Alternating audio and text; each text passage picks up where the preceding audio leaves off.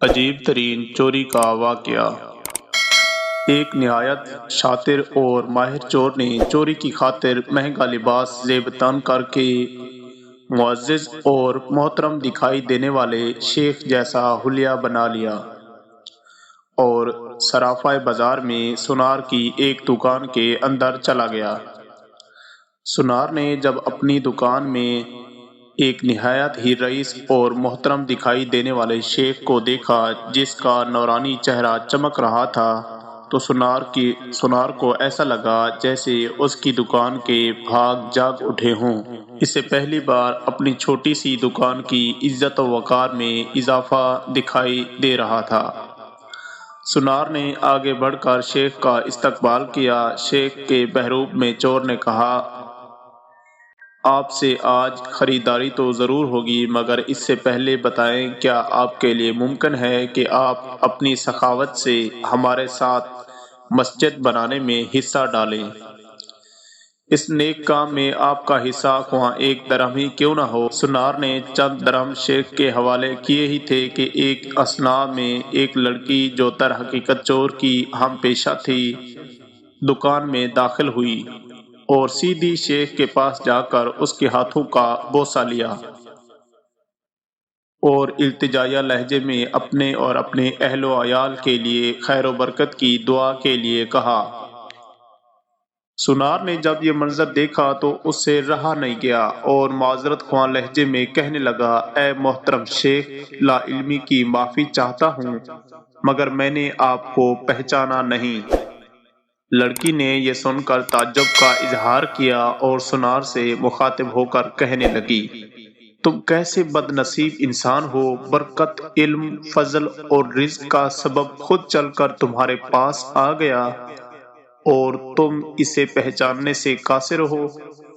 لڑکی نے شیخ کی طرف اشارہ کرتے ہوئے کہا کہ یہ فلاں علاقے کے مشہور و معروف شیخ ہیں جنہیں خدا نے کثرت علم اور دولت کی فراوانی اور ہر قسم کے دنیاوی نعمتوں سے مالا مال کر رکھا ہے۔ انہیں انسانوں کے بھلے کے سوا کسی چیز کی حاجت نہیں ہے۔ لوگ ان کی ایک جھلک دیکھنے کے لیے بے تاب رہتے ہیں۔ سونار نے شیخ سے معافی مانگتے ہوئے کہا کہ شیخ صاحب، میں معافی کا طلبگار ہوں۔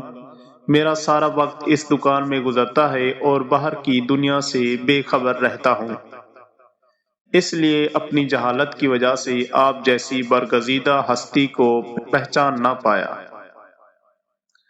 شیخ نے سونار سے کہا، کوئی بات نہیں، انسان خطا کا پتلا ہے، غلطی پر نادم ہونے والا شخص خدا کو بہت پسند ہے۔ تم ایسا کرو، ابھی میرا یہ رومال لے لو اور 7 دن اس سے اپنا چہرہ پونچھتے رہو۔ 7 دنوں کے بعد یہ رومال تمہارے لیے ایسی برکت اور ایسے رزق لے کر آئے گا جہاں سے تمہیں توقع بھی نہیں ہوگی۔ جوہری نے پورے ادب و احترام کے ساتھ رومال لیا، اسے بوسہ دیا، آنکھوں کو لگایا اور اپنا چہرہ پونچھا تو ایسا کرتے ہی وہ بے ہوش ہو کر گرا۔ اس کے گرتے ہی شیخ اور اس کے دوست لڑکی نے سونار کی دکان کو لوٹا اور وہاں سے فوراً رفو چکر ہو گئے۔ اس واقعے کو ابھی 4 سال ہی گزرے تھے۔ سونار رو دھو کر اپنا نقصان بھول چکا تھا تو 4 سال بعد پولیس کی وردی میں ملبوس 2 اہلکار سونار کی دکان پر آئے۔ ان کے ساتھ وہی چور شیخ تھا جس کو ہتھکڑیاں لگی ہوئی تھی۔ سونار اسے دیکھتے ہی پہچان گیا۔ ایک پولیس والا سونار کے پاس آ کر پوچھنے لگا، کیا آپ اس چور کو جانتے ہیں؟ کیونکہ آپ کی گواہی سے ہی قاضی اسے سزا سنا سکتا ہے۔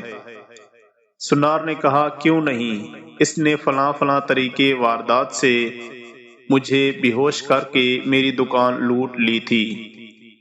پولیس والا شیخ کے پاس گیا اور اس کی ہتھکڑیاں کھولتے ہوئے کہا، تم نے جس طرح دکان لوٹنے کا جرم کیا تھا ٹھیک اسی طرح وہ ساری کارروائی دہراؤ تاکہ ہم طریقہ واردات کو لکھ کر گواہ سمیت قاضی کے سامنے پیش کر کے تم پر فرد جرم عائد کروا سکیں۔ شیخ نے بتایا کہ میں اس طریقے سے داخل ہوا۔ اور یہ کہا کہ میری مددگار لڑکی آئی، اس نے فلاں فلاں بات کی، پھر میں نے رومال نکال کر دکاندار کو دیا۔